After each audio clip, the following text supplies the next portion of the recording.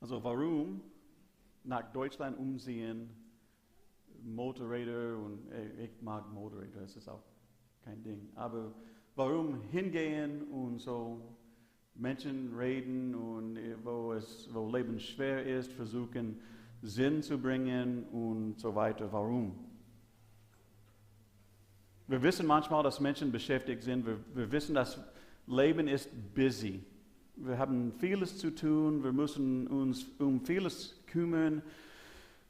Und wenn wir dazu sagen, und dann soll ich irgendwas für die Gemeinde, für die Kirche, für Jesus machen, kann es so ein bisschen überfordernd sein.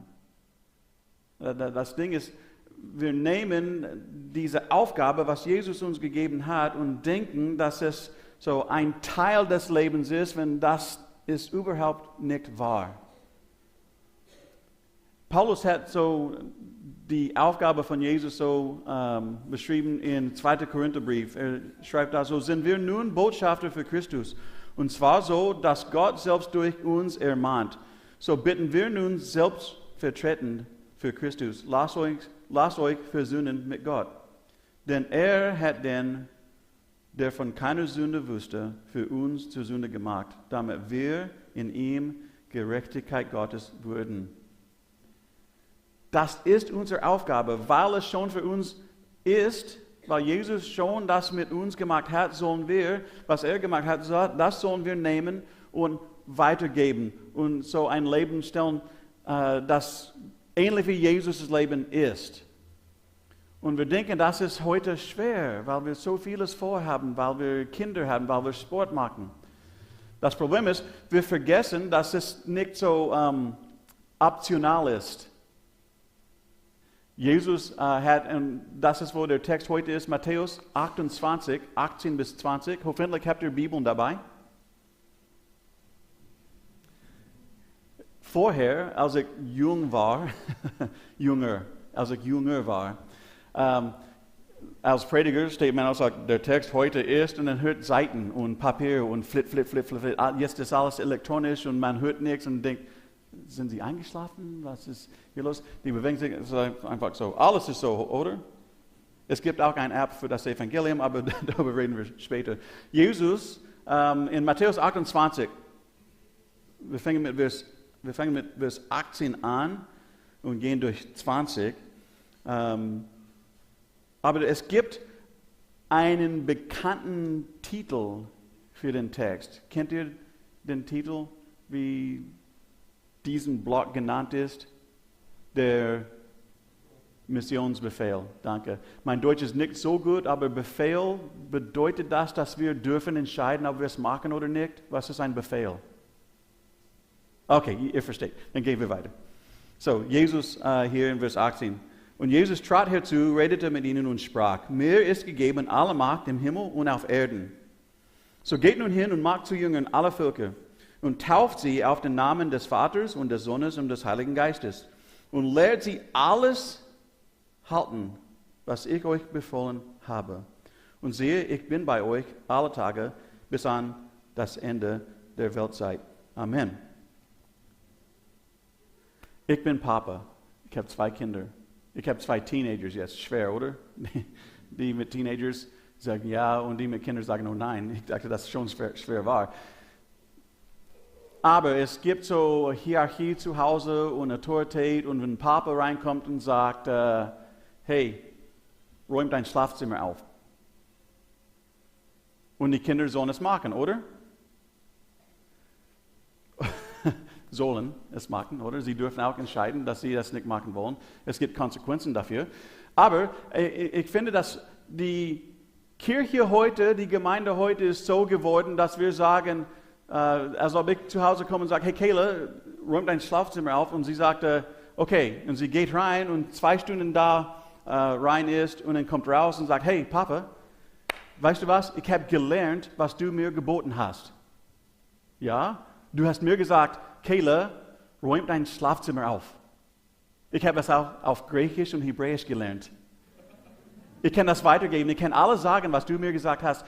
Übrigens kommen meine Freunde von der Schule, die kommen nach der Schule morgen und wir haben einen Kreis geplant, wo wir reden über, was du mir geboten hast.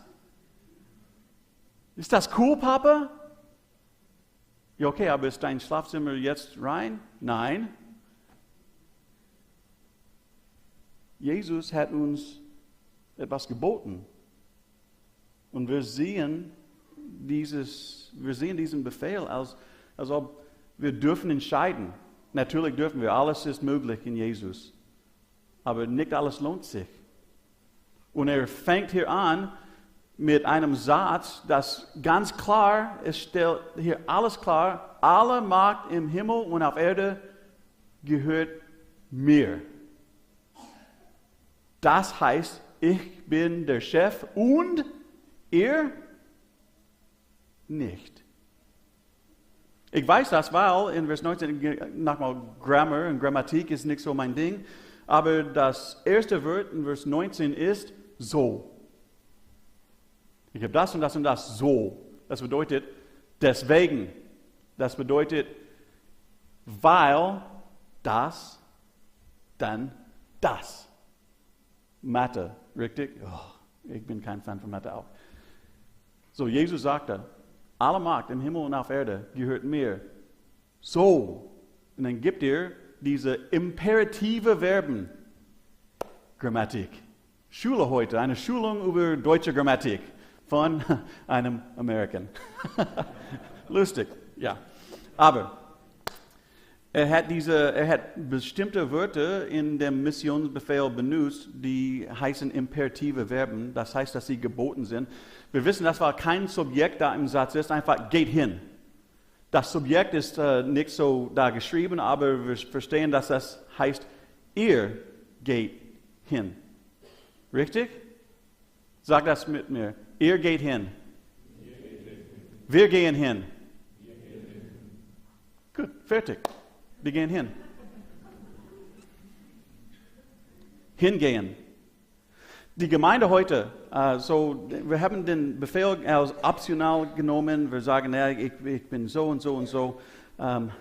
Und wir stecken unser christliches Leben in Schulblätter da und sagen, das ist ein Teil meines Lebens. Und dann habe ich mein Arbeitsleben, ich habe hier Familienleben, ich habe Verein oder Hobbyleben. Und wenn ich Zeit habe, mache ich etwas Spirituelles. Aber als Jesus sagte, geht hin, heißt das, als ihr unterwegs seid. So, hingehen, raus. Die Gemeinde heute sagt, komm her. Die Gemeinde heute sagt, hey, Welt, wir haben ein cooles Programm. Hey, Nachbarschaft, wir haben etwas Gutes für euch hier im Gemeindehaus. Ihr sollt uns besuchen. Und ihr macht diese Arbeit hier ziemlich gut. Das Haus ist fast voll. Ich wusste nicht, dass so viele Menschen in Espelkamp wohnen. Nein, ich wusste schon, Wilhelm hat so oft. Er spricht so oft und so gerne über euch. Ich war begeistert, dass ich hier die Gelegenheit habe. Aber pass mal auf, wenn wir sagen, hey, wir wollen die besten Programme, wir wollen genug Geld haben, dass wir die besten, und Gott verdient unser Bestes. Ich meine das nicht. Okay? Und ich habe nichts gegen Gemeinde, höre das auch nicht. Aber unsere Aufgabe ist nicht hier jeden Sonntag zu bleiben, miteinander hier zu kuscheln und dann zu Hause, als ob wir nicht Christen, als ob Jesus kein Eindruck, kein Beeinfluss, dass er keine Rolle in unser Leben spielt, das dürfen wir nicht. Und trotzdem, wenn Forscher, sie reden mit Christen und Nicht-Christen, genauso hier in Deutschland, und sie stellen Fragen und sie finden, dass das Leben von einem Christen, das Leben von einem Mensch, der nicht Christ ist 98% gleich, diese Leben. 98%. Es gibt dann fast keinen Unterschied zwischen modernen Christen und modernen Heiden. Und ich würde sagen, dass vielleicht ist der Unterschied, ich gehe in die Gemeinde und ich nehme an einem Bibelkreis teil. Und diese 2% unterschiedliche Dinge sind deswegen. Jesus meinte nicht, bau ein Haus und mach alles da. Mach einiges da. Aber je größer ist die Aufgabe, geht hin, statt hier schreien, komm her, komm her, komm her. Wenn die Menschen Bock auf Gottesdienst hätten und ohne Jesus reinkommen, dann würden sie auch so ein falsches Evangelium sehen. Die Musik gefällt mir. Die Predigt war so langweilig. Sorry. Und dann machen sie so ein American Idol Checklist von alles, was Gemeinde ist und wie es sein soll, statt dass es für Gott ist und dass wir als sein Leib zusammenkommen, ihn anzubieten. Kommen sie rein und wollen etwas für sie finden. Versteht ihr? Geht hin. Aber wohin? Deswegen sind wir in C.M.A. Jesus hat uns schon gesagt, wohin? Alle Völker. Gibt es jemanden außer, so hier in Espelkamp, in Norddeutschland, der oder die nicht zu allen Völkern gehört? Nein. Manchmal wählen wir. Ja, ich finde eher cool. Übrigens, ich bin zum Glauben gekommen, weil Schüler in meinem Highschool, die haben den Impuls gehabt, dass die das Evangelium an jemanden geben sollen, der wirklich weit entfernt von Gott war.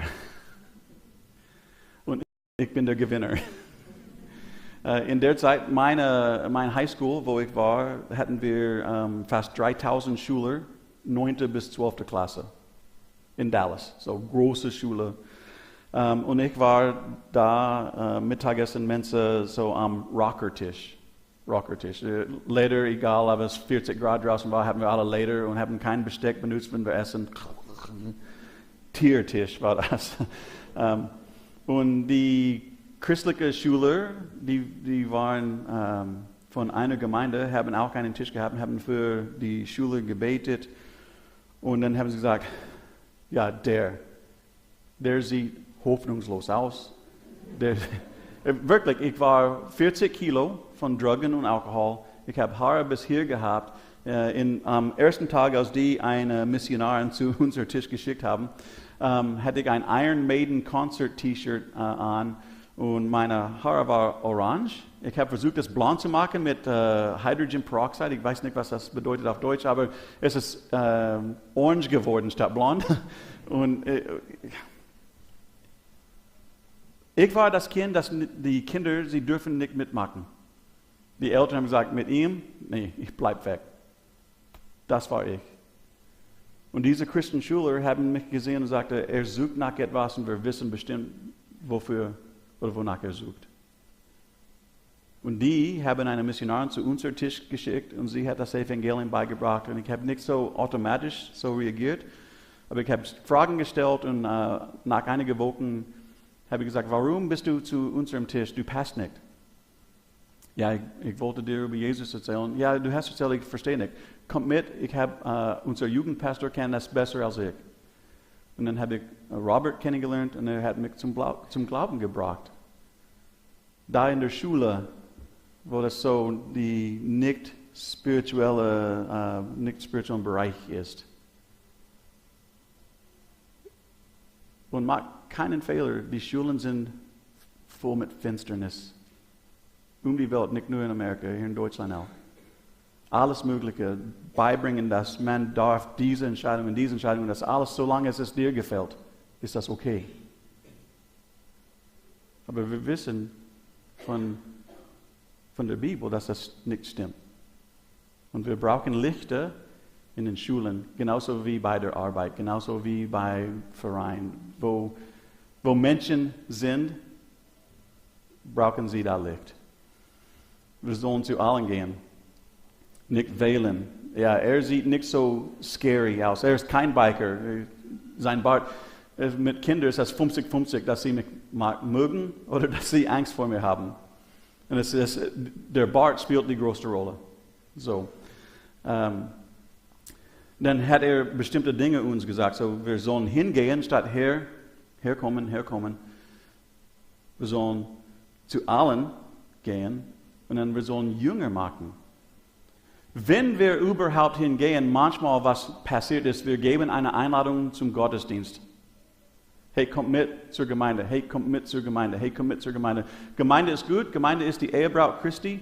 Gemeinde ist auf jeden Fall vielleicht der wichtigste Teil unserer Existenz als Christen, aber nicht der einzige Teil. Und wenn wir Menschen hier einladen, statt zum Glauben einladen, können sie ein falsches Evangelium, wie wir gesagt haben, wenn die gucken Willi an und sagen, hey, er ist ein netter Kerl, guter Mann, guter Papa, ich will mein Leben so wie seins haben. Ohne Evangelium, dann kriegen sie hin, er liest seine Bibel, er betet, er geht in die Gemeinde, er hat Gemeinschaft mit Christen, er gibt Geld und dann haben sie eine große Checklist, was Christen machen. Und denken, wenn ich so mache, werde ich auch guter Christ. Deswegen sagte Paulus, Glauben kommt durch Hören. Nicht Einladung zur Gemeinde oder zum Gottesdienst. Menschen sollen auch hier finden, dass hier ist ein Platz, wo sie reinkommen können, wie sie sind und Gnade erfahren. Gemeinde ist gut.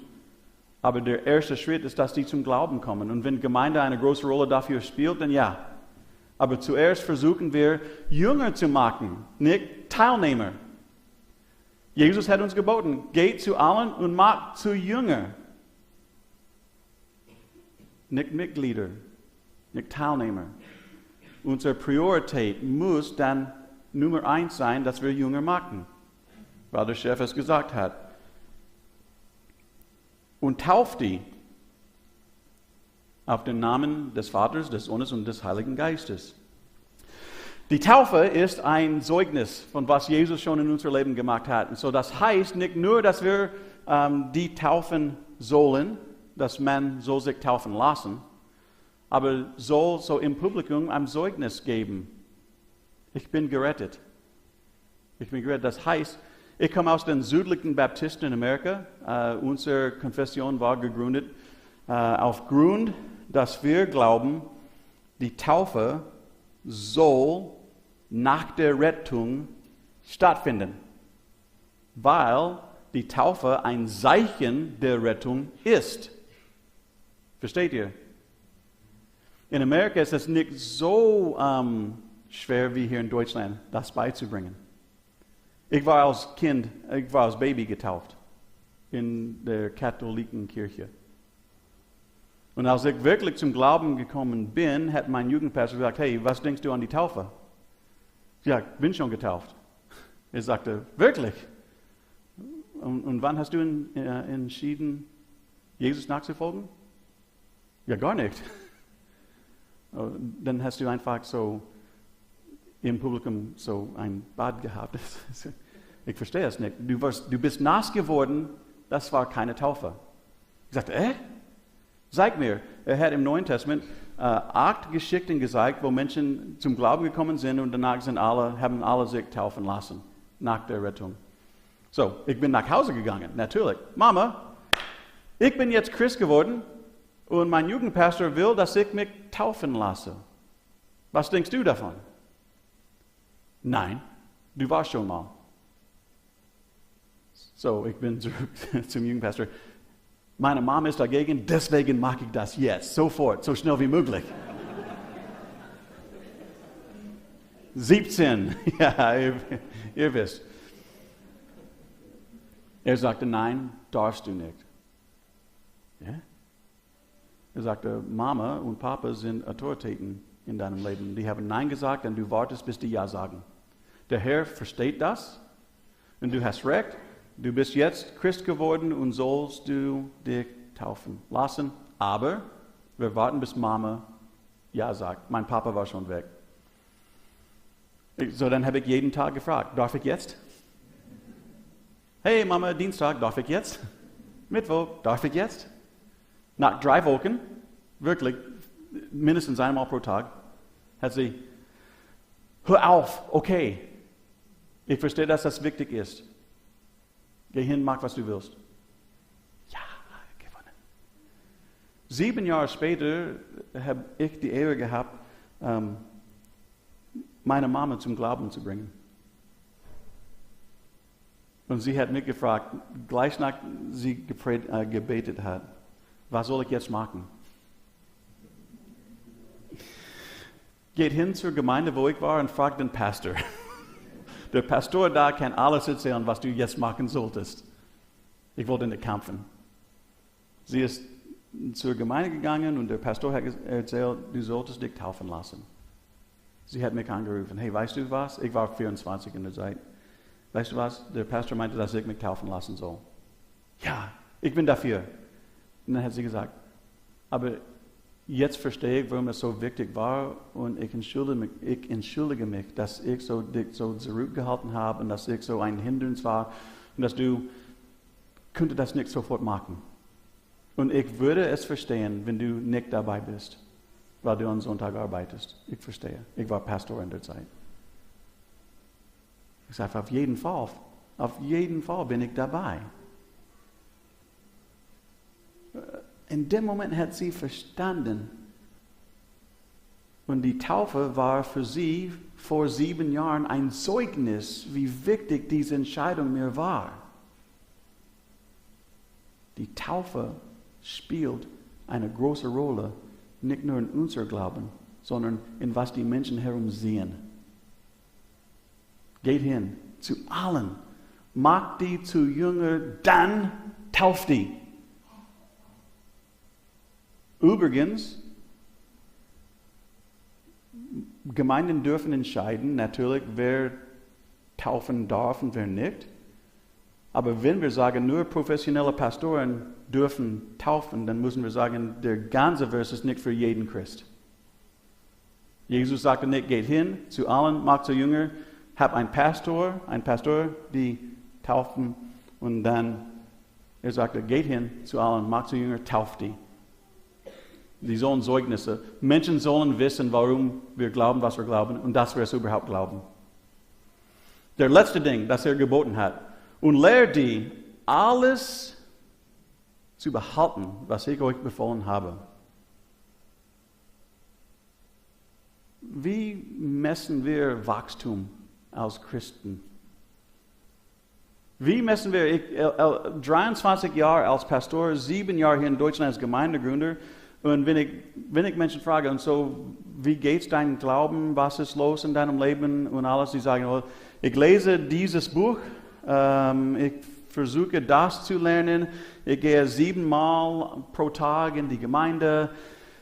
Eine große Liste von Dingen, dass die machen, aber davon höre ich fast niemals, kaum. Ja, ich wachse, weil jetzt bin ich gehorsam in diesem Bereich. Ich wachse im Glauben, weil diese Woche ist mein Problem mit Alkohol weniger geworden, weil ich folge, was Jesus mir geboten hat. Moderne Menschen, wir denken, wenn ich einfach mehr lernen könnte, wenn ich noch einen Bibelkreis teilnehme oder ein Studium mache, bin ich besser Christ. Das stimmt überhaupt nicht. Natürlich müssen wir wissen, was da drin ist, dass wir das folgen können. Aber Lernen ist nur halb, was wichtig ist. Ich würde sagen, vielleicht 40%, weil 60% wichtiger ist, dass wir machen, was wir lernen.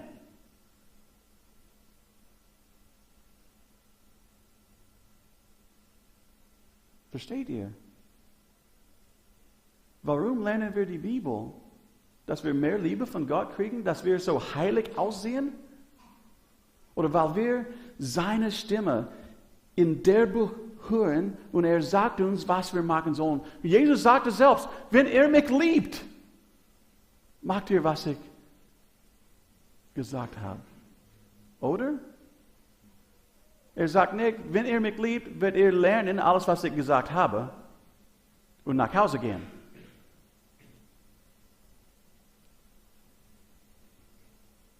Wir haben in unserer Bibel seine Stimme und jede Antwort, was wir im Leben kriegen. Warum wenden wir diese Dinge nicht praktisch an? Sorry. So ein Angriff. Warum wenden wir diese Dinge nicht praktisch an? Oh, die sind zu hart. Jesus sagte, mein Joch ist einfach und leicht. Und was geboten hier ist, und lehr die zu behalten, alles, was ich euch befohlen habe. Nicht nur lehren. Das Ergebnis ist, dass wir täglich mehr wie Jesus ausziehen. Und dass die Welt guckt uns an und statt uns, die sehen in uns Jesus. Punkt. Ende. Ob man eine Kutte trägt oder Anzug trägt, so alle sagen, ich bin Nachfolger Jesu und ich bin überzeugt, dass er Gott ist und Gott existiert und ich folge ihm nach. Punkt. Alles, was in unserem Leben ist, soll das sein. Und wenn das so ist, guck mal, es gibt hier ein Versprechen, eine Verheißung da am Ende. Bevor ich dorthin gehe, würde ich sagen, Gott ist überall, oder? Gott ist allmächtig und Gott ist bei uns und in uns und unter uns als sein Leib. Aber in diesem Text gibt es eine Versprechung am Ende,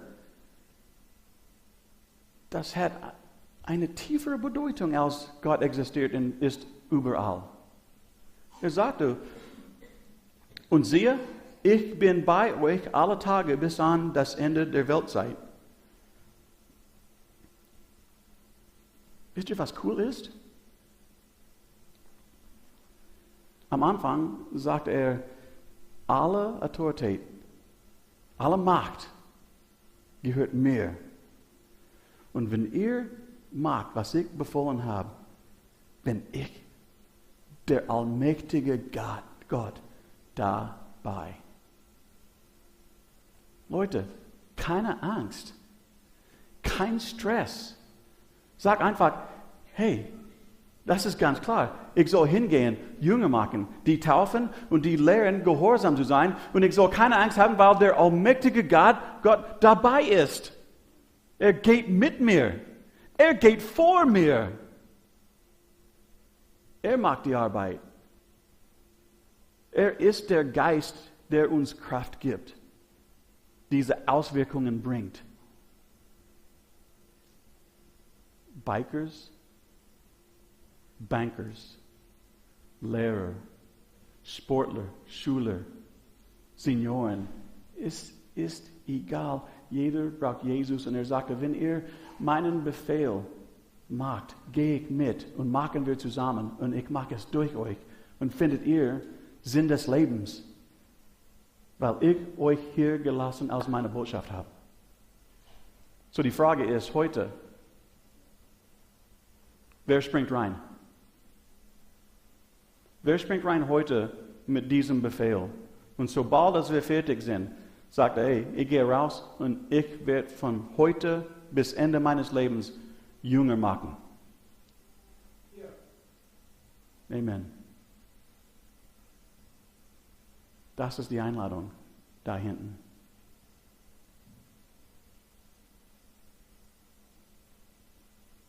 Ich bete für uns, wir singen ein bisschen und dann gehen wir hin. Bleiben nicht hier. Hier ist die heilige Ecke. Man sammelt nicht seine Kerzen oder seine Taschenlampen alle zusammen und dann steckt die zusammen, wo sie liegt da, wo es schon Licht ist. Man benutzt Kerzen, man benutzt Licht, wo es dunkel ist. Und ich schicke euch heute im Namen Jesu raus, Jünger zu machen. Menschen zu erreichen und zu taufen. Beizubringen, wie sie wie Jesus leben können. Lass uns beten.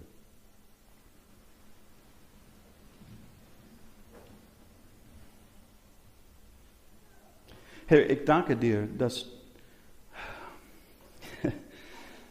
dass du mich kennst und trotzdem benutzen willst. Meine Fehler, meine Schwachheiten.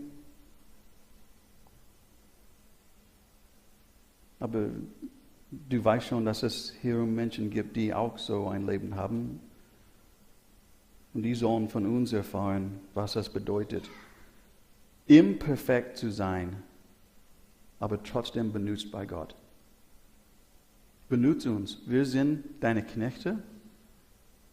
Du hast uns schon gerettet und du hast uns den Dienst dieser Versöhnung gegeben. Geh mit uns heute, geh vor uns heute, vorbereitet die Herzen von den Menschen, die wir heute treffen und gib uns Mut und Kraft, einfach dein Evangelium, deine gute Nachricht weiterzugeben, dass die Menschen herum die Gelegenheit haben, zum Glauben zu kommen. Benutze uns für dein Reich, zu deiner Ehre. Amen.